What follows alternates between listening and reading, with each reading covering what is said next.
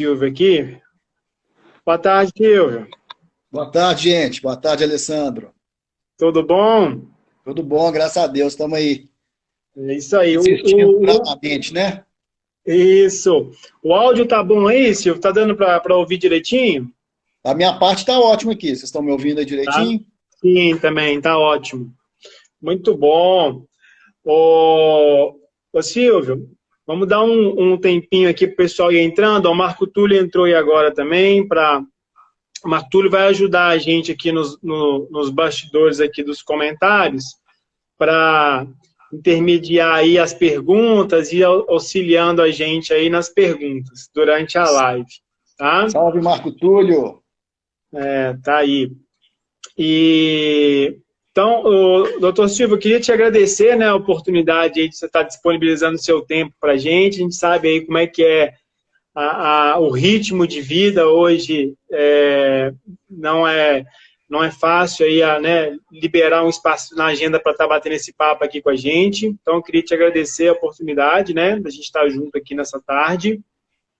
Falar de um assunto que é de muita importância, de muita relevância nos bastidores aí das academias. Antes da gente entrar no assunto específico da nossa live de hoje, eu queria só, né, para passar para as pessoas aí que estão nos assistindo, falar um pouquinho só do Control Fit, para quem ainda não conhece, né, a nossa metodologia, junto com profissionais de outras áreas, eu da preparação física, o Marco Túlio da fisioterapia, a gente vem desenvolvendo aí um método, tá, para auxiliar as academias, boxes de treinamento, estúdios, a se diferenciar no mercado. Então, o objetivo da nossa metodologia é utilizar a atividade física como forma de auxiliar as pessoas, né, principalmente os gestores, no caso, a criar um produto para se diferenciar no mercado. E logo durante esse período de pandemia, a atividade física, né, doutor Silvio, o profissional de educação física, vamos falar assim, ele entrou no rol aí dos profissionais da área da saúde, né, ele foi incluído aí nesse rol aí de profissionais focados da saúde. E uma coisa que eu até usei para a gente divulgar o nosso bate-papo de hoje é o quão a gente precisa, né, nós da educação física, para realmente vestir essa camisa da área da saúde, a gente precisa se qualificar, né? Eu estou muito envolvido aí com a área da preparação física, nos bastidores aí da educação física, e a gente vê, às vezes, assim, o profissional, ele não pode ter um nível de consciência de que só formar, fazer a graduação ali e largar, né, os livros, largar os artigos. Isso aí, hoje é um conceito que não faz mais parte de nenhum profissional da área da saúde, visto como as coisas mudam, né? Mudam muito rápido, a informação hoje ela está aí disponível para todo mundo e o profissional que não se adequa a isso, ele está ficando para trás. E o sono é uma questão que a gente ouve muito, sabe, doutor Silvio? A gente queria convidar você para falar um pouquinho desse assunto para a gente, mas antes de a gente começar, eu queria que você se apresentasse aí para o pessoal, falar um pouquinho da sua experiência, né, como profissional da área da saúde e médico, e fazer uma apresentação do seu trabalho para o pessoal. Bom, boa tarde a todos. Eu queria agradecer muito ao Alessandro o convite, o Marco Túlio. São meus velhos e amigos de longas datas aí, né? O Alessandro é nosso atleta regularmente lá fazendo nossas avaliações, a ergospirometria que a gente faz lá na clínica, está sempre cuidando bem aí da saúde. Acho que você tocou nos pontos muito interessantes, Alessandro, que sempre foi a tônica do meu discurso, né? Eu já fui até presidente da Sociedade Mineira de Medicina do Exercício e do Esporte e Sim. sempre defendi, o Marco Túlio sabe disso, sempre defendi essa ideia, né, da multidisciplinaridade. A gente que está na área da saúde, principalmente na área do exercício, né, do próprio sono também, eu acho que é um universo de profissionais que se complementam, cada um, né, respeitando os limites da atuação profissional, com essa formação continuada que você sempre falou, Uhum. fisioterapeutas, nutricionistas, nutrólogos, educadores físicos, fonoaudiólogos, né, dentistas, um universo de pessoas envolvidas aí nos cuidados, tanto da área do exercício, como principalmente também na área do sono. E para mim é uma satisfação poder estar aqui, né, contribuindo, colaborando com vocês, passando um pouquinho da minha vivência na questão do sono. Eu sou médico, né, formado aqui em Belo Horizonte mesmo, na Universidade Federal, em 1900X, né, não tem muita importância falar quando, né? E com residência, clínica médica, pneumologia, medicina do exercício, capacitação em medicina do sono. E essas são as áreas que a gente atua mais hoje, né? Atuo muito ligado à pneumologia, sou médico lá do Hospital Júlia Kubitschek, da rede FEMIG, do Barreiro, uma referência em pneumologia, né, no estado de Minas Gerais. Sim. E onde eu hoje tenho a satisfação de coordenar um ambulatório de distúrbios do sono. Eu acredito que seja talvez o primeiro ambulatório de distúrbios do sono que atende pacientes do SUS no nosso estado de Minas Gerais. Então, para mim é uma satisfação, um prazer, estou à sua disposição para a gente bater esse papo aqui. Como se a gente estivesse sentado numa mesa de boteco, né? Que acho que já vamos poder fazer isso de novo. Se Deus quiser, é isso mesmo. E para quem está nos assistindo aí, pessoal, nosso intuito é deixar esse bate-papo, como o Silvio mesmo falou, de uma forma bem aberta. Então, a participação de vocês aqui ao longo da live, se quiser fazer pergunta, podem fazer à vontade, que o objetivo aqui é a gente construir isso junto, tá? Doutor Silvio, uma coisa que eu sempre tenho comigo, e eu estou trazendo aqui uma demanda que eu ouço, assim, não vou falar aqui diariamente, mas com uma frequência muito alta, é a relação de sono, tá? Versus quantidade, vamos falar assim, tá? A gente sabe que a fisiologia do sono, ela vai mudando, né, ao decorrer do nosso processo de envelhecimento, né? A demanda de um recém-nascido é diferente de uma criança, de um homem maduro e de um idoso. E eu queria que você falasse um pouquinho disso para quem está nos assistindo aí, né? Quando o assunto é sono, qual que é a quantidade de horas? Tem isso? Isso é uma coisa hoje em evidência? Como é que está essa questão hoje na medicina do sono? Como que isso vem sendo tratado? Vejam bem, isso aí é uma questão bastante individual, sabe? A gente não tem um número mágico, não. A gente trabalha com uma faixa ideal. E vamos dizer aí, você falou bem que a demanda de sono, ela muda com o passar do tempo, desde o recém-nascido, a criança, e depois na faixa dos idosos, né? Sim. Mas pensando em termos aí de uma fase intermediária longa, digamos da vida adulta, até antes da gente chegar realmente numa idade mais avançada, a gente trabalha com uma média, uma faixa aí em torno de 5 a 8, 9 horas no máximo. Agora, Perfeito. Dentro dessa faixa, cada um tem a sua necessidade, né? Tem gente que com 5 horas já está restaurado e tem gente que precisa de um pouco mais, precisa de 7, 8 horas de sono. Então, existe essa variabilidade biológica individual. E existe também uma outra coisa que é muito interessante, que é a preferência de horários. Então, tem o que nós chamamos dos matutinos, como eu, por exemplo, eu prefiro dormir mais cedo e acordar mais cedo. E aqueles que são os vespertinos, são pessoas que não têm sono cedo, elas gostam de dormir mais tarde e acordar mais tarde. Inclusive, elas relatam que produzem muito mais, até do ponto de vista intelectual, mais à noite, no começo da madrugada, né? São pessoas que têm esse hábito. Isso não é um defeito, isso é uma variabilidade biológica. O que a gente sabe, em termos de trabalho científico, é que ficar muito fora dessa faixa, entre 5 e no máximo umas 9 horas, tem uma relação, uma associação com mortalidade, né? Então, pessoas que dormem muito pouco ou pessoas que dormem muito tempo, elas parecem que têm uma mortalidade um pouco elevada, um pouco maior. Olha, que interessante. Mais uma vez, a gente se esbarrando na questão da individualidade. O conceito da individualidade é algo que a gente abrange de uma forma muito característica na metodologia do Control Fit, quando o assunto é prescrição, né? E mais uma vez a gente esbarrando nela aí quando o assunto é qualidade do sono, né, doutor Silvio? Então, veja bem, é possível, então, né? Porque às vezes a gente ouve muito assim, não é possível que a pessoa dorme só 5 horas e acorda com essa energia, com esse bem-estar, isso não é possível. Então, quer dizer, é possível sim, né? De acordo com a demanda fisiológica individual de cada um, né? É verdade, isso pode acontecer sim. Tem indivíduos que vão dormir mais e mesmo assim vão te relatar que não descansaram nada, que acordam cansados. Essa era a minha próxima questionamento aqui com você. Quando eu também sou vespertino, assim como você, eu tenho a preferência por dormir mais cedo e acordar mais cedo. Meu ciclo circadiano funciona melhor assim, tá? Uma característica pessoal minha, eu sempre fui assim. Mas um termômetro muito bom que eu trago comigo é assim, como eu estou acordando. Quando eu percebo que às vezes eu estou acordando com pouca energia ou estou tendo sono ao longo do dia, é sinal que minha qualidade do sono não foi muito legal, né?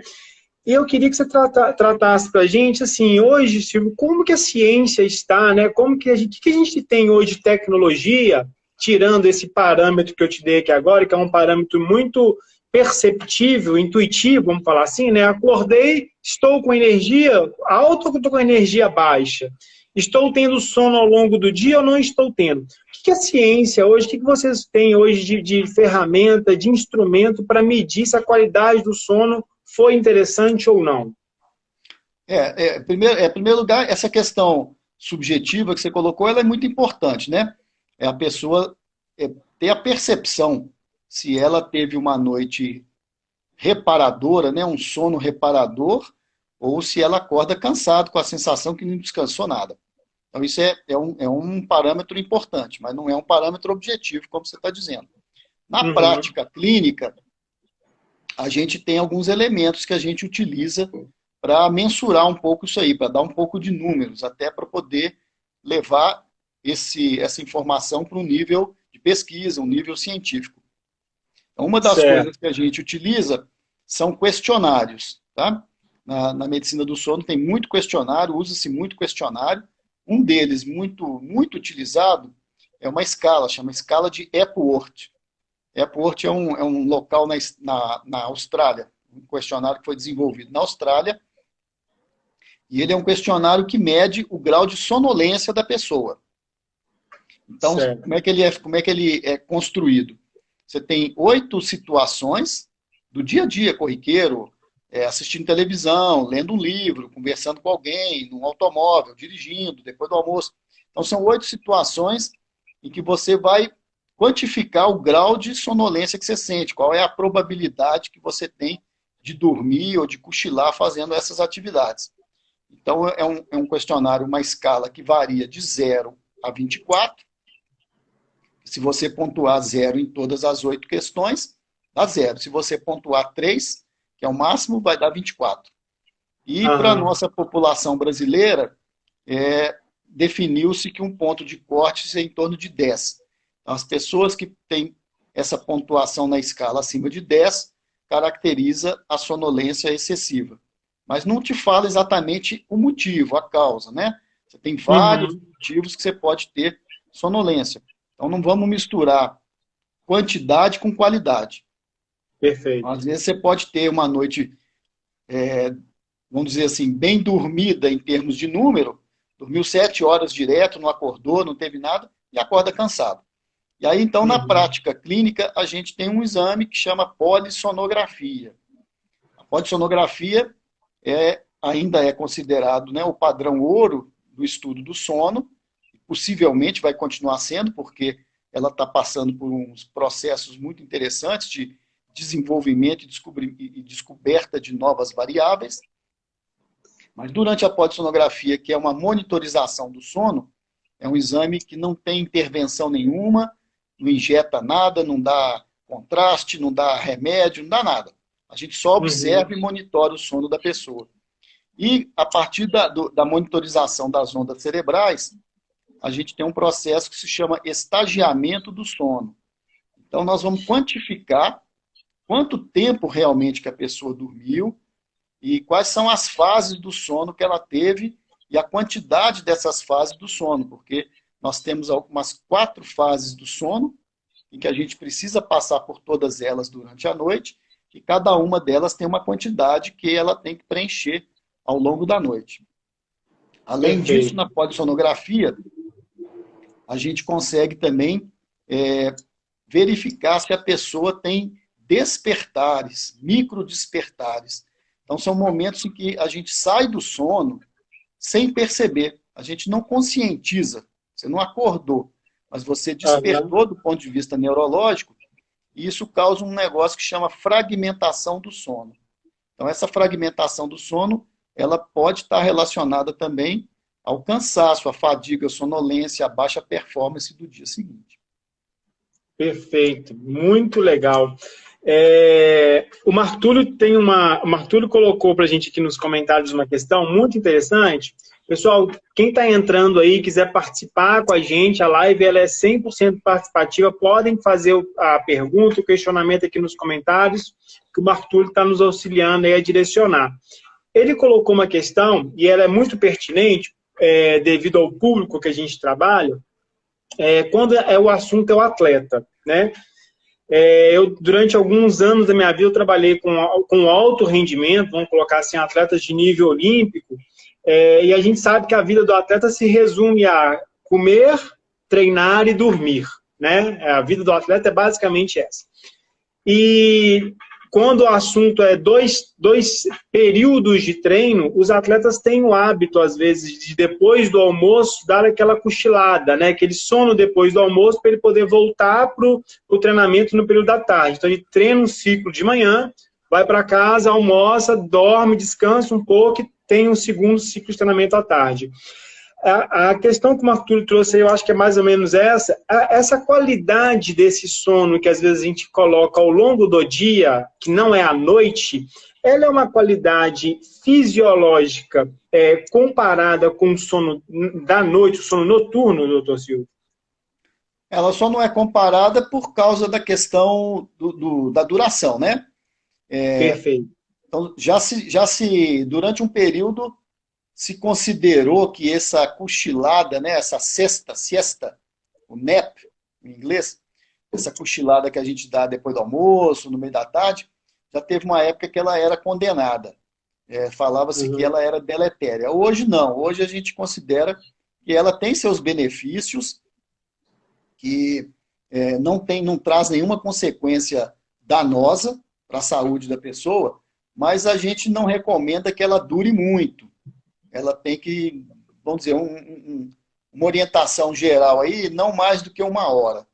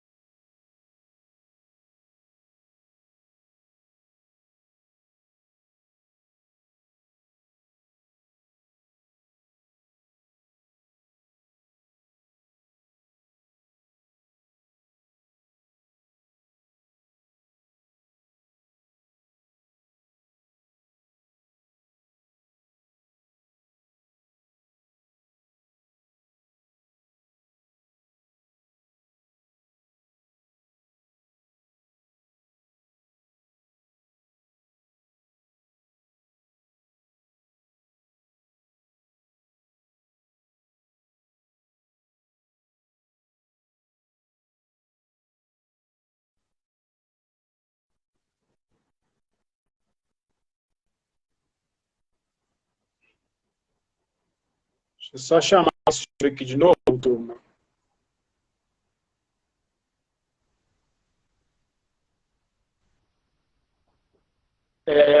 Eu estou na dúvida se foi acho que foi a conexão da internet caiu aqui. Voltou aí? Voltou, Silvio? Normal? Tá meio travando um pouquinho. Tá me ouvindo?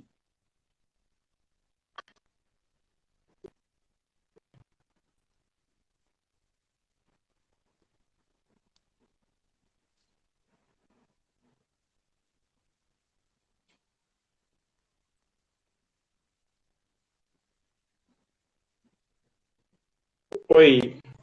Opa, como é que tá aí?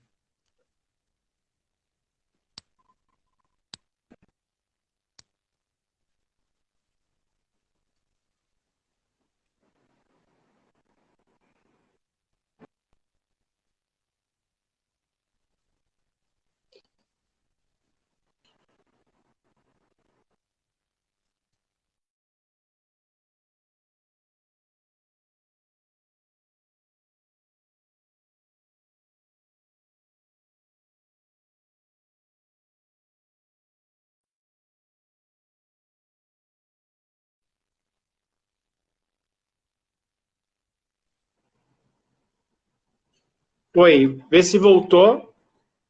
Eu tô ouvindo. Beleza, beleza. Agora acho que voltou. Ao vivo tem dessas coisas. É. Vamos lá. Ô Silvio, deu para entender, foi ótimo esse posicionamento aí que você passou para a gente. Uma outra questão que o pessoal comentou aqui é relacionado com essa questão das interrupções do sono provocadas pelo ronco.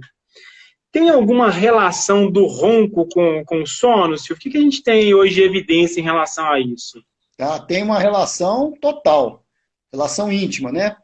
Aham. Um dos motivos da medicina do sono ter avançado tanto nos últimos anos é exatamente em função dos distúrbios respiratórios do sono. E o ronco ele está incluído dentro dos distúrbios respiratórios. Se a gente puder traçar aí uma hierarquia de distúrbios, eu começaria com o ronco, sendo o primeiro, e depois terminando com a apneia, né? Com a apneia, que é uma parada respiratória total. Então, Sim. dentro desse espectro, a gente tem os distúrbios. Então, às vezes a pessoa, ela ronca, mas ela não para de respirar. Ela é um ronco que a gente chama de ronco puro. Só que esse ronco, ele traduz uma dificuldade respiratória, um esforço respiratório aumentado durante o sono. E esse esforço Uhum. respiratório, mesmo que não tenha apneia, que é a parada total, ele pode provocar despertares, sim. Então, ele pode estar comprometendo a qualidade do sono sem que a pessoa perceba.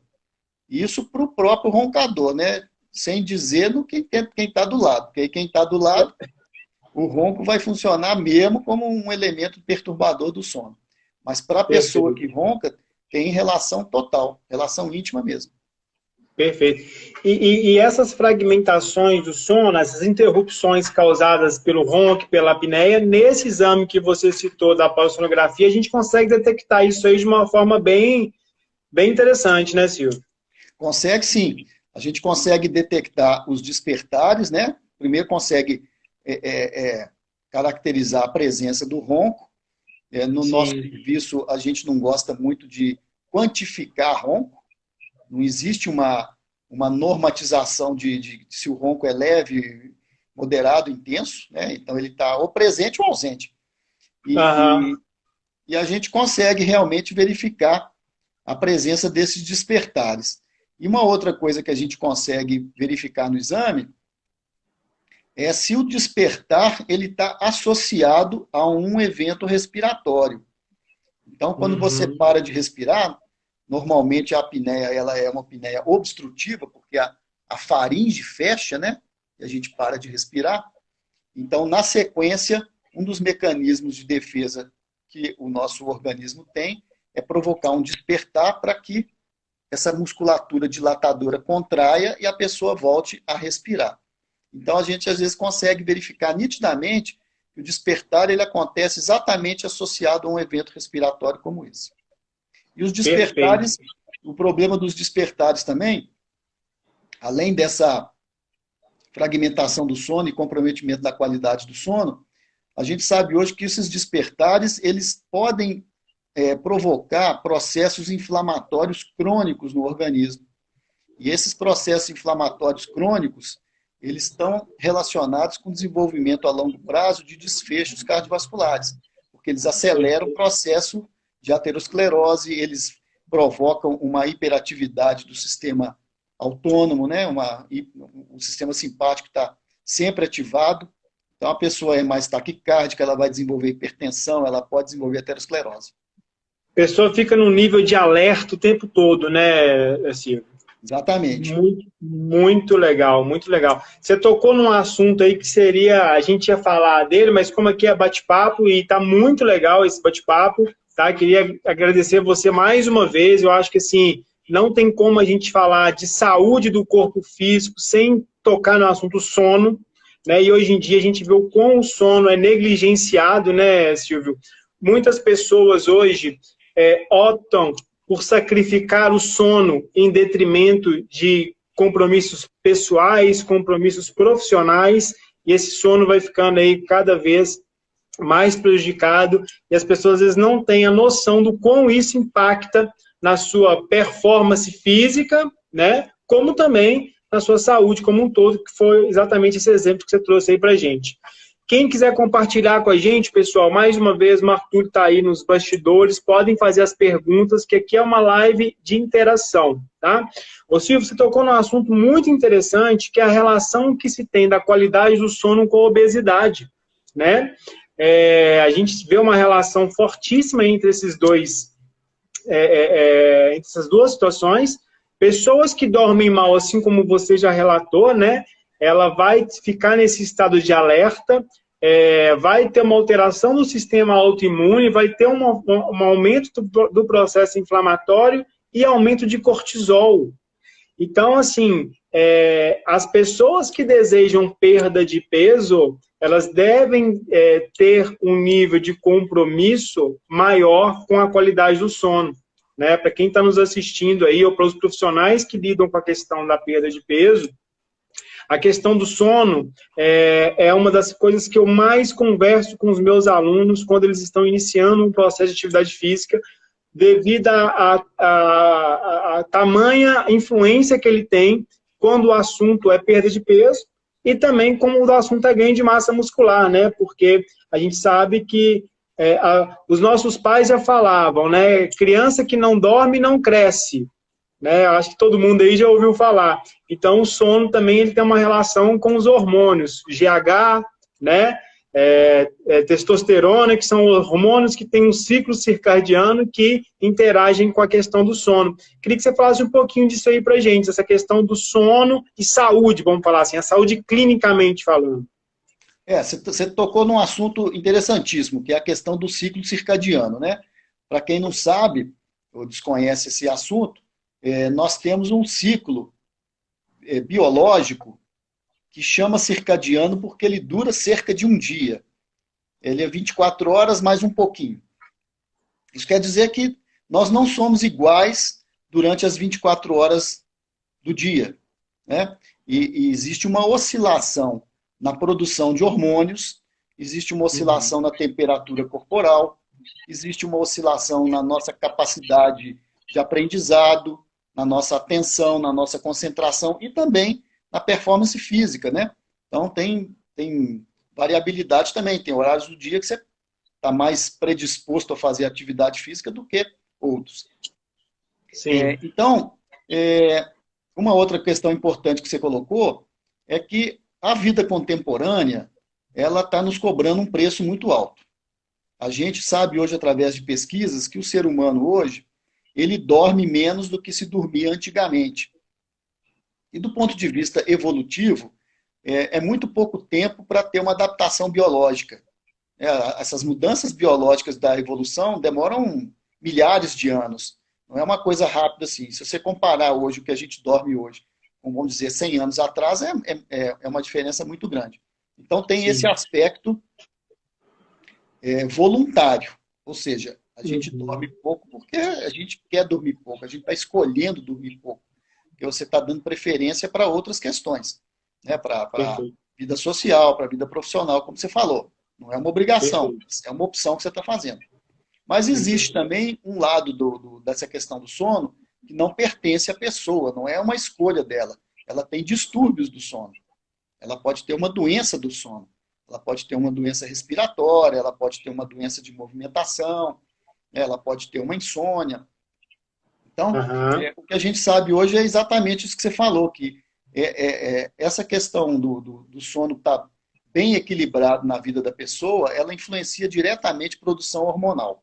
Você citou alguns hormônios aí que sofrem uma interferência direta, o hormônio do crescimento, por exemplo, então não é à toa que esse ditado tem razão, que criança só Exato. cresce se ela dormir, a questão do cortisol, e com relação à questão da obesidade, nós temos dois hormônios que são muito interessantes, que é a grelina e a leptina. Uhum. Né? São Exato. hormônios que controlam a fome e a saciedade. Né? A fome e a vontade de comer. E quando você tem um sono perturbado, você pode ter uma alteração na produção e liberação desses hormônios. Então, Sim.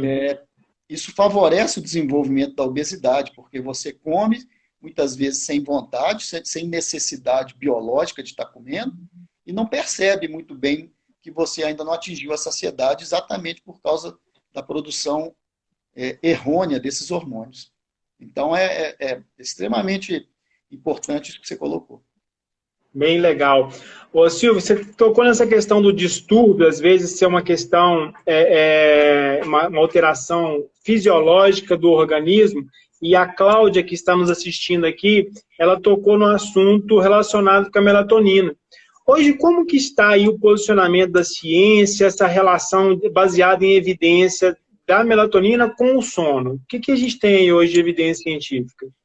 Olha, a melatonina, ela é um hormônio produzido pelo organismo, tá? Então, não é uma coisa de laboratório. Nosso corpo produz Uhum. melatonina.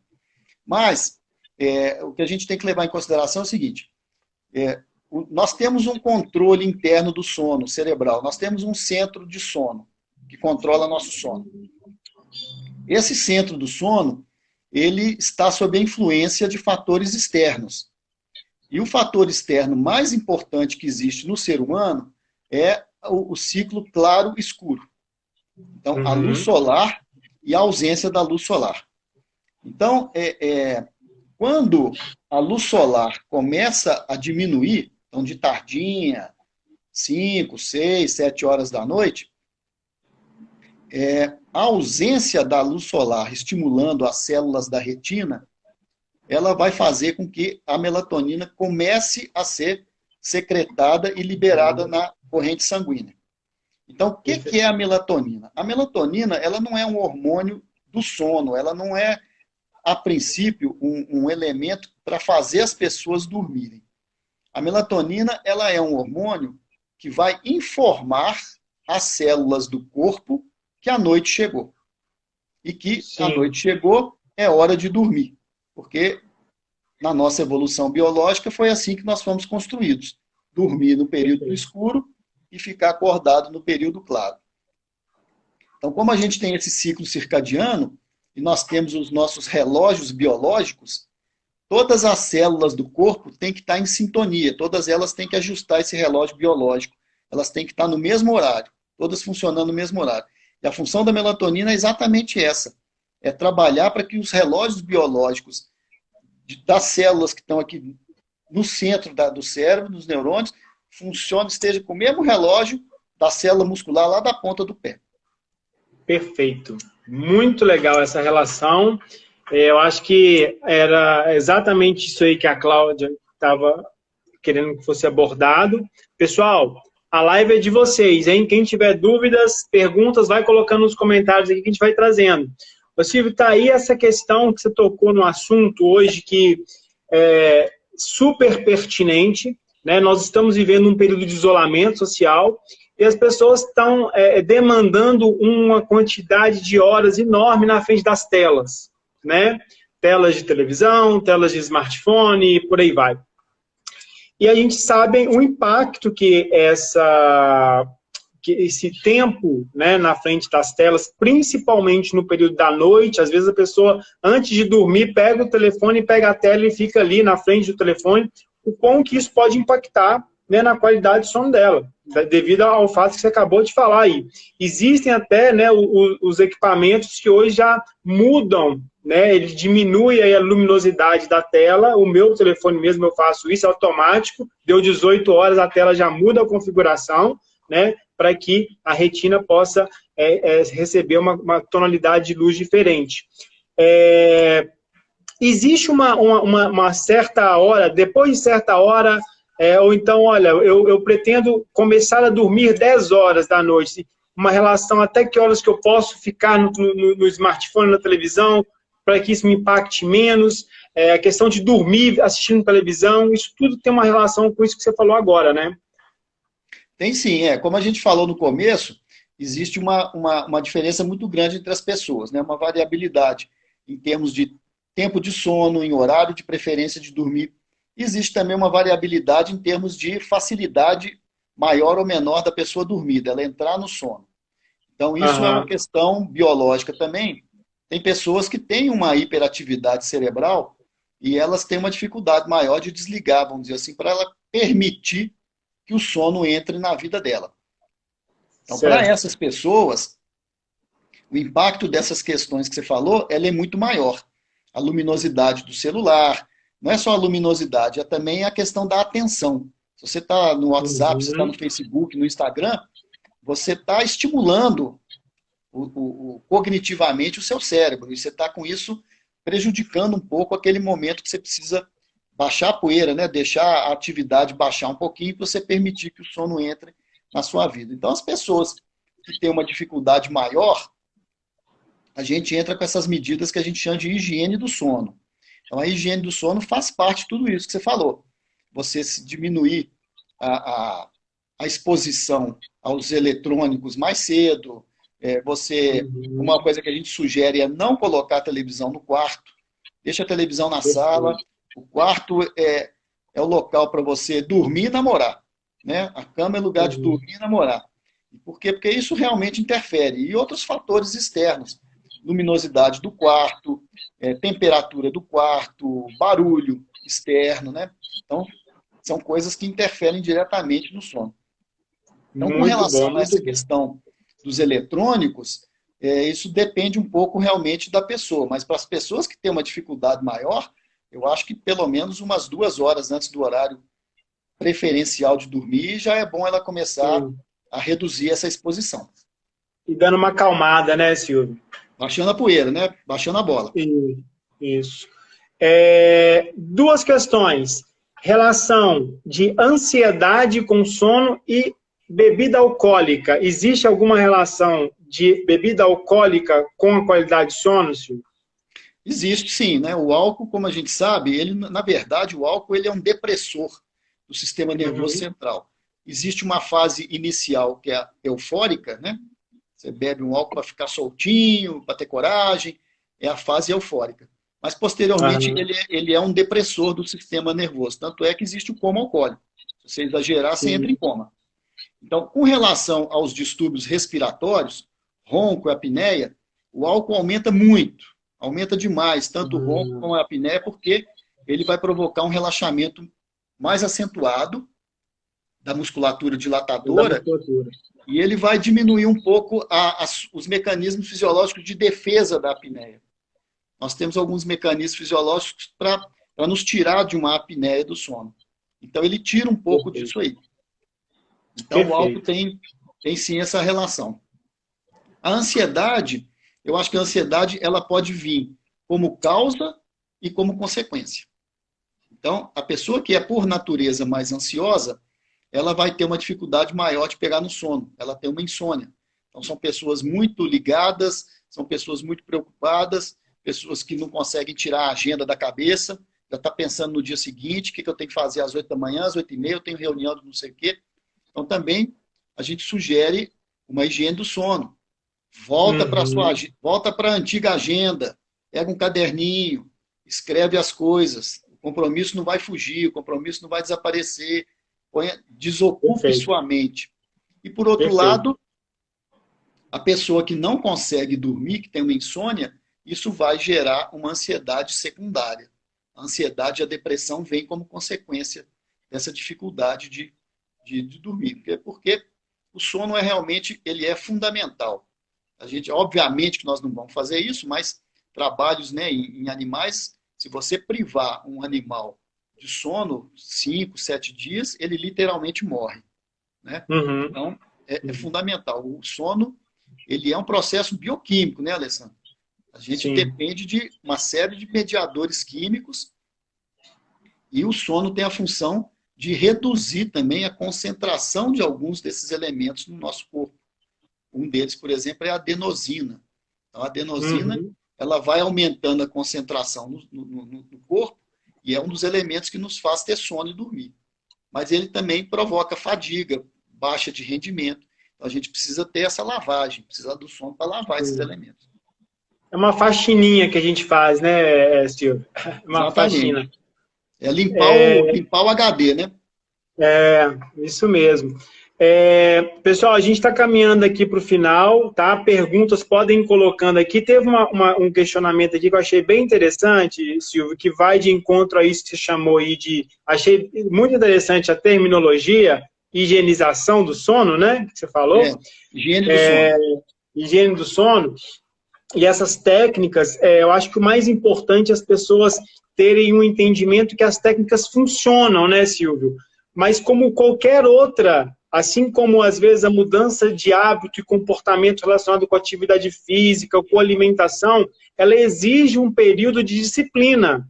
Muitas das vezes eu percebo que a pessoa ela teve uma qualidade de sono durante um período enorme da vida dela e ela quer um toque de mágica fazer a técnica e perceber que aquilo ali vai mudar o sono de uma hora para outra. E não é assim que funcionam as coisas, né? O nosso corpo, ele demanda tempo, né, para a gente retomar, reconquistar, né, um novo padrão, né, vamos falar assim. E o com sono é a mesma coisa.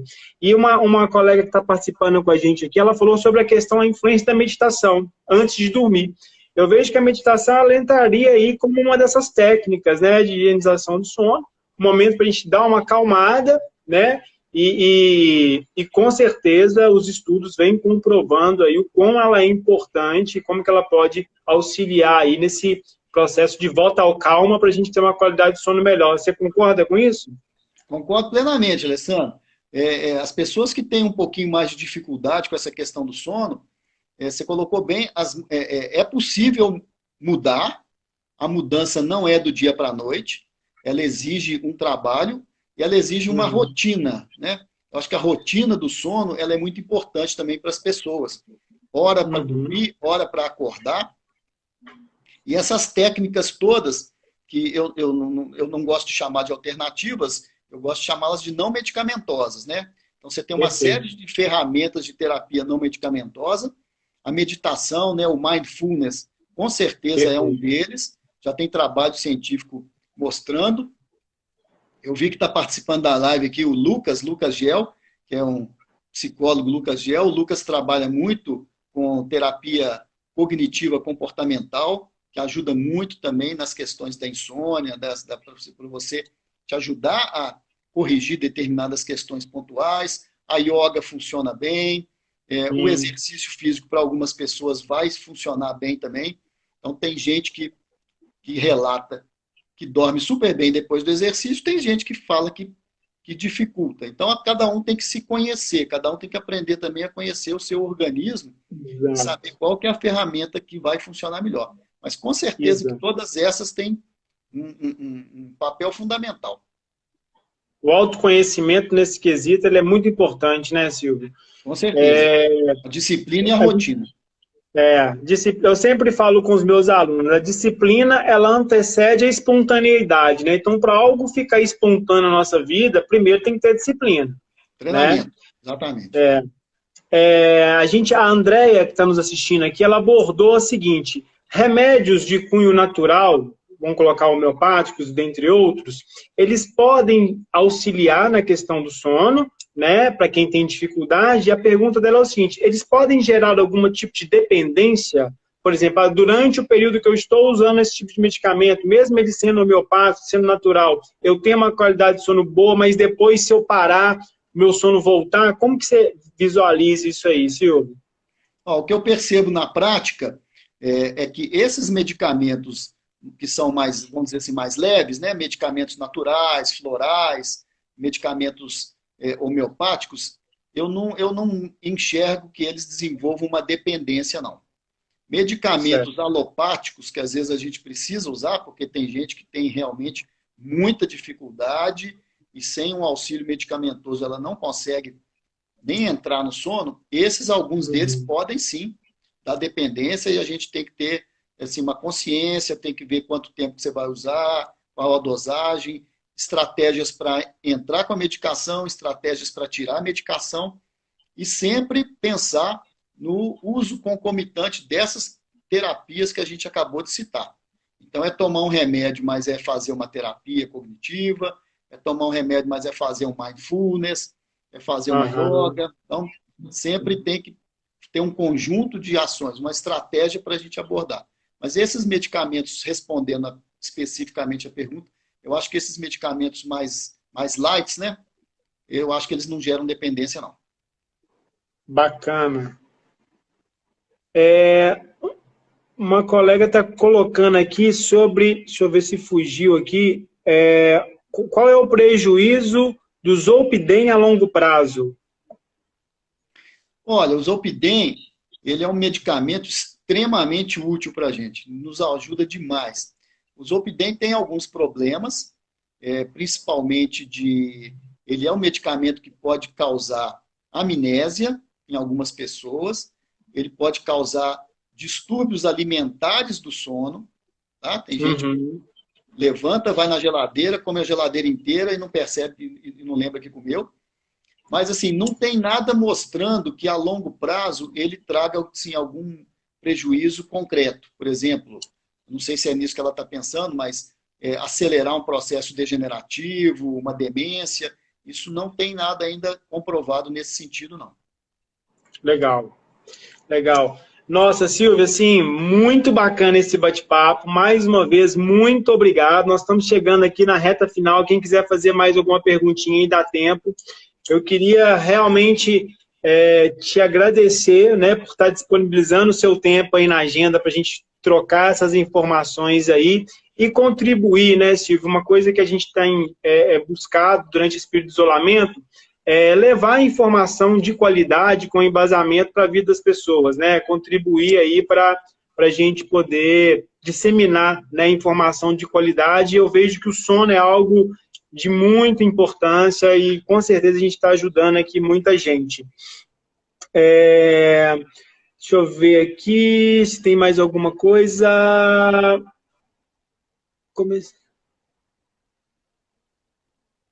Olha só, tem uma questão aqui da Vilma, que está nos assistindo, em relação ao uso da melatonina. Ela falou que começou e não viu muitos resultados, não está tendo muitos resultados. Ela começou com 3 miligramas, passou para 5 e parece que não está tendo um resultado muito eficiente. Nesses casos, começou com 3, passou para 5, não está alterando muita coisa. A pergunta dela é o seguinte: será que eu continuo? Acho que nesse caso aí, a questão da melatonina é porque ela tem um cunho hoje que ela não precisa, às vezes, muitas vezes, do profissional ali para estar orientando. Qual que é a sua visão sobre isso, Silvio? Como é que você Ah, avalia esse caso aí? eu acho que o exemplo dela bate um pouco com aquilo que eu falei mais cedo, que a É. melatonina, eu acho que ela foi vendida aí como um indutor de sono natural, e não é. Na verdade, ele é natural, porque ele é produzido pelo organismo, mas ele Sim. não é um indutor do sono legal. Ele é fraco como indutor de sono. Então, a função dele Uhum. não é induzir o sono, é aquilo que eu falei, é avisar as células do corpo que a noite chegou, né? E que Sim. vai estar na hora de ajustar os relógios. Então, o que a gente mais observa na prática é exatamente isso. A maioria das pessoas não responde bem à melatonina. Ele é um indutor do sono fraco. Se ela tem uma dificuldade realmente palpável e concreta, é, infelizmente, talvez ela tenha que cair em uso de medicação alopática mesmo. Uhum. Ô Silvio, comenta um pouquinho com o pessoal, a gente está chegando na reta final, fala um pouquinho lá do teu espaço, da pulmonar, que vocês fazem, inclusive lá vocês têm essa triagem, né, para análise do sono lá, não tem? Temos sim, né? A pulmonar é uma clínica que tem aqui em Belo Horizonte, a gente está ali na região hospitalar, e a gente trabalha lá com 3 maiores especialidades, que é a pneumologia, a medicina esportiva e a medicina do sono. Na área da medicina esportiva, a gente faz muita avaliação física, né? O Alessandro é uma das nossas vítimas, todo ano ele vai lá fazer seu teste. Direciono para todos os alunos também, meus alunos também. Todos os corredores que estão nos assistindo aí. E a parte do sono a gente faz sim, a gente faz o exame, polissonografia, fazemos tanto lá dentro da clínica, tem quartos, né? Os quartos individuais, tudo direitinho. Fazemos também alguns exames domiciliares, quando a distância nos permite, que a gente vá na casa da pessoa para montar o equipamento, e fazemos tratamento também. Não é só o exame, não, a gente atende também pessoas com distúrbios do sono e de toda a natureza, né? De ronco, de apneia, de insônia, de sonolência excessiva, então a gente faz também esse tipo de abordagem de tratamento. Muito legal, muito bom. Gente, então nós estamos chegando ao final. Silvio, mais uma vez, muito obrigado, tá, por ter participado. Obrigado também a todo mundo aí que nos assistiu, né? Essa live vai ficar ao vivo aí no Instagram por 24 horas, então quem quiser convidar um amigo para vir no canal e assistir, tá? Ela vai ficar salva, tá? E eu acho que o nosso papel é esse aí, né? Durante o período de isolamento, a gente está com essa missão aí de uma vez por semana trazer um profissional para falar de algum assunto. E essa semana a questão do sono aí foi muito bem representada e abordada por você, tá? Muito obrigado mesmo pela participação. Eu queria agradecer muito vocês a oportunidade de estar aqui compartilhando, trocando essas informações, né? Para mim também é muito legal estar participando. E recomendar as pessoas para aproveitar a quarentena, né? Aproveita a quarentena para resgatar valores perdidos, e um deles é dormir. É o sono, né? Poder aproveitar bem o sono, reforçar os laços familiares, conversar com os filhos, conversar com a esposa, jogar a palavra cruzada, né? Acho que tem um lado positivo das coisas também. Então, eu que agradeço demais a você, Alessandro, Marco Túlio, essa oportunidade. Muito obrigado pela disposição. Muito bom, gente. Então, ó, pessoal, muito obrigado. Uma boa sexta-feira aí, um bom final de semana para todo mundo. E um grande abraço. Até mais. Valeu.